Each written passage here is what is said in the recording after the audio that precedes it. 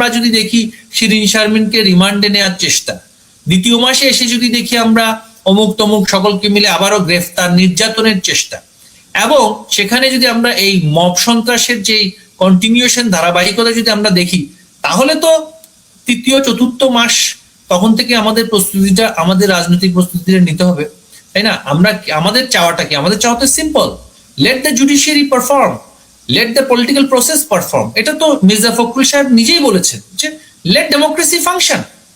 এর মধ্যে যারা উগ্রবাদী আছে, এর মধ্যে যারা জঙ্গি আছে, জঙ্গি উগ্রবাদী 71-এর মুক্তিযুদ্ধ বিরোধী শক্তি, তাদেরকে বর্তমান প্রধানমন্ত্রী বা প্রশাসন বা সরকার সেটা নিয়ন্ত্রণ করবেন।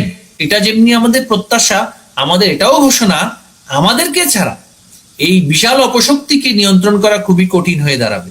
মাঠে আওয়ামী লীগ না থাকলে জামায়াত ইসলামী এই আর উগ্র এনসিপি যারা হাজার হাজার কোটি টাকা লোপাট করে পকেটে নিয়ে অস্ত্র লুট করে রেগে বসে এসেছে, তারা বিএনপিকে যে কোনো সময় কিন্তু গ্রাস করে নেবে, এটা তারা বোঝে।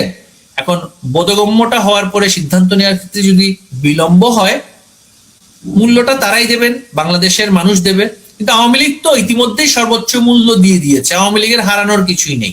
সামনের দিকটা আওয়ামী লীগ শুধুমাত্র আন্দোলন সংগ্রামের মাধ্যমে আমরা কতটুকু মানে অস্থিতিশীলতা না করে সরকারে কিভাবে রাষ্ট্র পরিচালনায় একটা দল এসেছে তারা পরিচালনা করুক, আমাদের তো এটাই তো জেনারেল আন্ডারস্ট্যান্ডিং